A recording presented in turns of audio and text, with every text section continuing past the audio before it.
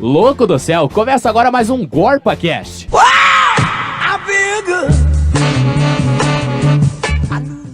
Fala galera, começa agora mais um GorpaCast de política e hoje estou aqui, Renata Giordani, estou apresentando para vocês, a minha companheira Laura Rodrigues não está, mas estou com dois convidados super especiais, a Jasmine Horst. Oi, gente. E o André Justus. E aí, galera, obrigado, Renato, pelo convite. O André, ele é jornalista, a Jasmine também é jornalista, a Jasmine já é mestre, o André é publicitário também, então eles estão aqui para falar com a gente sobre assuntos bem bacanas, né, galera? A gente espera que sim, né? A gente espera que a gente possa, né, compreender, desenvolver algum diálogo legal com vocês. Exatamente, aí. Porque hoje o debate vai ser bastante diferente. Nós vamos falar sobre escola sem partido e o debate de gênero nas escolas. Então, assim, gente, o Escola Sem Partido é um projeto que ele foi posto para votação no ano passado e que ele visa estabelecer algumas regras e padronizações para as escolas, né, públicas, onde o professor ele teria uma série de regrinhas para seguir. Então, ele não poderia ser tão tendencioso, ele teria que ser partidário. Mas Escola Sem Partido, como a gente sabe, não é exatamente isso que está sendo posto. É uma iniciativa apoiada também pelo MBL, Movimento Brasil Livre, que eu tanto adoro e falo todos os casts, né? Enfim, o que vocês acham do Escola Sem Partido? Eu começo? Pode falar. Oi, ser um cavaleiro aqui, dizer pra minha amiga começar. Pode começar. Vocês acham que é justo? Justo, eu acho que não. Isso porque, na verdade, existe uma noção muito simples de um grupo, de algumas pessoas sobre isso, que é a escola sem partido, né? Seria mas eles não entendem que a proposta da escola sem partido, existe um partido por trás, né? Existe uma visão, né? Então, assim, logicamente que eu não concordo, né? Porque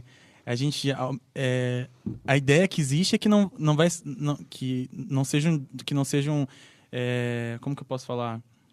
Que não seja compartilhado, que não seja segmentos políticos, ideias políticas, ideais políticos, mas ninguém percebe, ninguém para refletir que a proposta em si é um ideal político, né? Exatamente. Que tem por trás, né? E acho que essa não sei se eu posso chamar de cegueira, mas essa questão das pessoas não perceberem isso, não enxergarem isso é o que me preocupa. E por isso que eu não sou a favor, né? Porque eu acho que a gente precisa... Talvez o que falta nessas pessoas, para algumas pessoas, é informação. O que é essa escola sem partido? As pessoas, às vezes, só vão pelo nome da ideia, né? Escola sem partido. Então, beleza. Não vai ter o PT, né? Não vai ter o PSDB, não vai ter nada, né? Mas não é isso, né? Poxa. Então, eu acho que talvez falte informação. E a partir do momento que não tem informação, que as pessoas não têm esse conhecimento aprofundado e não estão procurando saber o que é isso, né? Porque para elas já basta saber que o PT não está lá, então já está ótimo, né?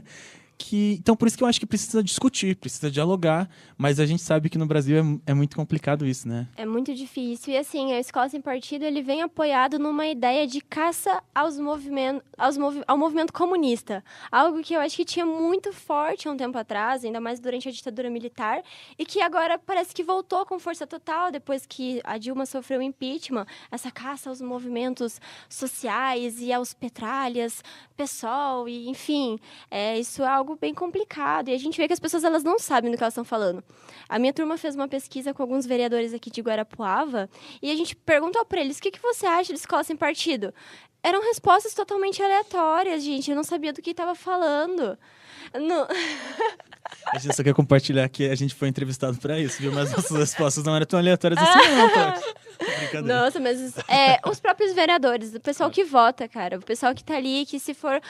porque, assim, existe um gráfico que mostra que a escola sem partido, ela tem, em alguns municípios, ela já até foi aprovada, assim, nas escolas, não se falar de alguma coisa, meio que por baixo dos panos, né, sem que seja escancarado. E isso se já acontece, se for aprovada uma lei, você imagina o que serão das nossas crianças, né? Na verdade, eu acho que é mais uma questão de censura. Então, você limitar o que uma pessoa vai falar dentro de uma sala de aula é censura. Por mais que, puxando pela memória, sempre teve casos durante a minha formação em que eu tinha, 10 anos de idade que o professor realmente fazia política dentro de sala de aula. Mas também, eu pelo menos, sempre tive uma visão crítica para poder diferenciar, sabe? Então, eu entendia que aquele era o posicionamento dele, que apesar dele estar compartilhando com a gente o pensamento dele, poderia não ser o meu pensamento ou dos meus colegas. Então, eu acho que limitar o que o professor vai dizer, censurar, não seria a melhor forma de resolver essa questão. a escola sem partido, ela também, a Jasmine falou coisa séria, que tem uma censura, né? Porque ela não traz, ela não deixa de fora apenas a questão política em si, né? De partidarismo, né? Mas ela tira várias questões que para se trabalhar dentro da escola, né? Que é o próprio gênero em si, né? Ah, é verdade. Entra no nosso segundo tópico, né? Que a gente ia falar um pouquinho mais tarde, que é a questão do debate sobre gênero, né, dentro das escolas. Se eu não me engano, acho que você pode até confirmar, a pesquisa da Priscila Charan é sobre isso, né? Se eu não me engano. Sim, é. Que é a época que não poderia usar a palavra gênero dentro da escola e como que a mídia... Ela fez o TCC dela sobre o tema e foi um dos melhores TCCs do Brasil no ano. Não, e qual que é a pesquisa? Gênero não, aí ela fez uma análise de como a palavra gênero era tratada dentro das escolas. Porque Por não poderia usar o termo gênero, né? Sim. Senão, ele foi vetado, né? Isso entra dentro de um pacotaço mesmo, dessa volta de um pensamento conservador. A gente vê isso muito com alguns políticos que a gente tem no Congresso, mesmo os vereadores, e parece que isso se perpetua na sociedade. Por exemplo, o Bolsonaro. O Bolsonaro é uma figura totalmente conservadora e que apoia esses ideais da escola sem partido, da não discussão de gênero, da luta contra as famílias homoafetivas, toda essa questão e esse não debate da situação. Vamos nos tornar apáticos para sermos conduzidos. Eu acho que isso é bem importante também, algo a ser discutido, porque essa levante do conservadorismo está muito latente na sociedade. Na verdade, é até engraçado, né? Mas é quase a gente tá seguindo por um caminho, né? Quase, né? Um conto de George Orwell, né? Que é tipo as telestelas, né? A gente só tem que seguir o que mandam, né? Então a gente só vai seguir o que tá ali, né? A gente não pode pensar, a gente não pode criticar, a gente não pode questionar. E a ideia de a escola sem partido é isso daí mesmo. É as pessoas seguirem aquele caminho, né? Não tem porquê... A gente não pode pensar, né? Isso é um fator muito preocupante, assim, que eu sempre tive medo, né? Porque eu sempre estudei em colégio público. A Jasmine também, acho, né? Até a 8ª série. E a gente vê uma realidade bem complicada, assim, né? Eu tive professores muito, muito bons, assim. Mas também tive professores que, realmente, né? Não faziam a gente questionar, não faziam a gente pensar. Então, assim, no meu caso, Jasmine, eu acho que eu fui saber diferenciar as coisas bem, saber que eu posso ter uma opinião, que eu tenho que ter uma visão política, eu tenho que ter, né? Uma opinião política. Eu fui perceber isso graças à academia, graças à universidade, sabe? Porque durante o colégio, realmente, eu não tive essa visão, assim. Talvez, eu não vou dizer que foi falta de incentivo, mas talvez até algo que... Não sei porquê, eu não me preocupava com isso tanto na escola. Claro que hoje eu sinto um arrependimento muito grande, né? Porque na faculdade a gente entra num universo completamente diferente. Que a política tá ali, né? Todo dia. Então, assim... Eu comecei a entender isso literalmente na universidade, sabe? E na verdade, assim, muitas escolas... Depende da escola também. Tem escola que te incentiva a pensar criticamente e tem aquelas em que você vai e você só vai ser ensinado aquilo que é necessário para você passar no vestibular. O objetivo de muitas escolas é esse. Então, deixa para pensar nisso depois, fazer isso em casa, com teus amigos, mas a escola não seria lugar para isso, que é totalmente errado. Porque tem muita gente que dentro da família não tem essa discussão. Então, a escola seria o melhor lugar para você ter esse pensamento crítico, para você aprender a conversar sobre esses assuntos. Por isso que os grêmios estudantis são tão importantes, né, na escola, verdade. né? Porque eles são um princípio ali, né, de você buscar os seus direitos e tudo mais. E eu lembro que até na época da escola a gente tentou fazer uma rádio, não sei o quê, mas não tinha grêmio. Mas, assim, até não era nem... A gente também... É que vai muito... Hoje eu já penso que vai muito do interesse da gente buscar as coisas, né? Mas na época a gente também... Eu nem sabia muito bem o que era Grêmio. Eu sabia que existiam alguns, acho que no Manuel Ribas, aqui em Guarapuava.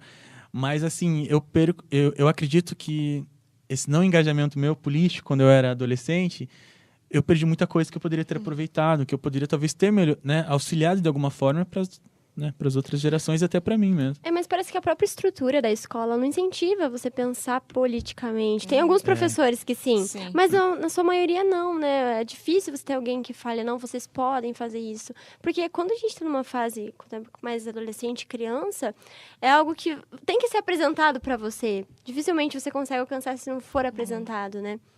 E tem uma outra questão bem interessante, que é essa reforma do ensino médio, que foi proposta e aprovada, que deve entrar em vigor, que é algo também bem complicado, porque A reforma do ensino médio é justamente para tirar a criticidade, que já não tem na escola, mas tirar ainda mais, né? Deixar ela técnica, deixar ela direta, vai para o mercado de trabalho, vai produzir, capitalismo selvagem ali, não vai pensar criticamente, porque aqui não é lugar disso, você faz isso em casa. E é engraçado, né? A gente vê as propagandas do governo federal, né? Nossa. Dizendo que 80% dos brasileiros apoiam essa nova proposta. E eu fico pensando... 72% de hoje, eu acho que eles sortearam o número. Eu não conheço ninguém que tenha sido Falei, entrevistado poxa, sobre isso. Não, mas deve ter gente... É claro que tem uma parcela, né? Que deve ser considerável também, que apoia, óbvio, né? Mas tem uma outra parcela muito grande que também não apoia, né? Isso a gente vê Toda mas- essa questão da mídia, porque uma coisa que eu percebo muito, quando criança, então não tinha muito esse debate na escola, você se deixava levar muito pela mídia. verdade. E aí nós, como jornalistas, quando você entra na academia,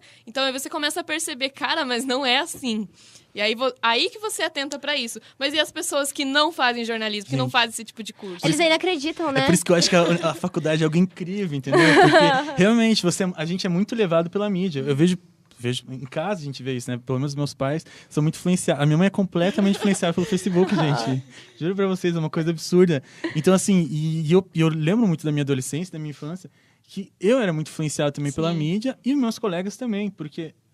só que na faculdade a gente percebe o poder que isso tem, né? E como a gente tem um papel muito importante, né, para entregar uma pauta, uma notícia que traga informação, né, mas que não seja tendenciosa a ponto de influenciar questões tão importantes como a gente está discutindo, né? E a população, a grande maioria, ainda tem aquele pensamento. Então, se deu no Jornal Nacional, É verdade.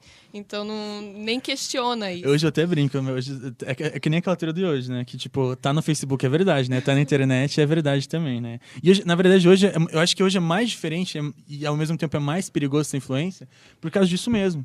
Porque hoje tudo é muito fácil de viralizar, de compartilhar. Então, eu brinco com a minha mãe. Eu sempre uso o exemplo da minha mãe, porque ela é ótima. Beijo, mãe. Mas, é no sentido que, tudo que a minha mãe lê no Facebook, pra ela é verdade, sabe? E eu falo, mãe, mas você tem que questionar se isso realmente é verdade. Se isso, sabe? Nem tudo que tá lá é verdade, porque tá lá é verdade, né? E não digo só... E eu só não tô dizendo das pessoas tradicionalistas ou mais velhas que pensam assim, pela questão tecnológica, a internet trouxe, então, tipo, tudo lá é verdade. Mas tem muitos jovens também que, né, se contentam com a primeira coisa que aparece, né? Com a primeira informação, e aquilo é verdade, já repassa, aquilo vai se propagando e perde o controle, né? E eu acho que essa mistura dessa viralização das notícias, da fake news, em alguns casos, na internet, com a política, é um perigo incrível. E se torna muito perigosa também quando potencializa, por exemplo, discursos muito radicais, Sim, né? Então, assim, discursos políticos radicais ou opiniões muito radicais que a galera começa a debate na rede e depois se defende. Não, mas é a minha opinião. É algo também muito complicado, porque promove a violência, né? O que a gente vai falar do discurso de gênero. Quando a gente fala em gênero, e isso veio para debate nacional, surgiu muito aquela questão, não, mas eu não quero que o meu filho fique sabendo disso na escola. E nas redes sociais, várias figuras políticas importantes vieram defendendo que não é o discurso de gênero, né? Isso não pode ser falado, porque, enfim... Então, na verdade, a minha pesquisa do mestrado, ela se pautou muito sobre gênero. Então, é uma parte mais histórica, claro, que eu estudei a década de 1940, comecinho da década de 1940, então a gente percebe que os discursos, eles mudam, mas a base continua a mesma até hoje. Então, nós tínhamos lá que a menina, ela, desde pequena, ela deveria ser ensinada a ser uma mãe, a ser uma mãe, uma esposa, né? E era isso a vida dela. E a vida do menino já era para ser o homem da casa e tal. Desde pequeno, eles eram criados para esses papéis. Então, a partir do momento que você leva essa discussão para a escola do que é gênero, que tem toda uma construção histórica por trás disso, que você pode fazer a criança pensar, e ainda tem gente que é contra isso, eu realmente fico questionando o porquê, sabe? Que eu acho que essa imposição do não vamos falar de gênero vem lá de cima das pessoas que querem justamente manter essa sociedade patriarcal. É bem isso que a Jasmine falou, e é preocupante isso, né? Porque isso é um pensamento tão antigo e tão errôneo, né? Porque, o mundo muda, as tecnologias mudam, né? A gente muda, a cultura muda, né? E para que retroceder, né? Porque ao mesmo tempo, abre espaço para preconceitos, né? Tudo bem, a gente já vem de uma cultura extremamente preconceituosa, mas isso está mudando, e os adolescentes e os jovens sabem que está mudando. E quando Eu sempre penso, e quando uma menina ela pensa que ela pode ter um papel diferente e ela quer trazer isso para casa, ela é extremamente coagida, porque isso não pode, mas assim, na escola ou no ambiente social, deveria ser um ambiente que ela poderia se sentir segura para conseguir se reconstruir, né? Eu acho assim, eu acho que na época que a gente estava na escola, né, e a gente conseguia muito ver essa questão do medo, né, eu tenho medo de ser quem eu sou, né, porque pela questão da cultura que a gente vive, e hoje a gente pensa, muita coisa mudou, né, que as coisas não deveriam estar assim, né. Eu imagino que hoje existe as crianças, os adolescentes, né, até adulto, quem seja, deveria estar passando por um momento de mais força. Eu posso ter espaço, hoje eu sei que eu posso ter espaço, eu sei que eu posso ser quem eu sou. E daí surge uma proposta como essa, de uma questão dessa de não se discutir gênero, né? De não falar sobre gênero. É algo, eu acho que é algo muito assustador, assim, você pensar que numa época que ao mesmo tempo parece, às vezes a gente deixa se levar pelo fato de achar que tudo tá tão mais aberto, mais fácil, mas aí a gente começa a receber essas informações que não, a gente tá cada vez mais difícil e retrocedendo cada vez mais, né? Beleza, gente, acho que deu uns tempo, então eu queria agradecer a presença da André e da Jasmine. Muito obrigada aos ouvintes, fiquem ligados no GorpaCast e até mais.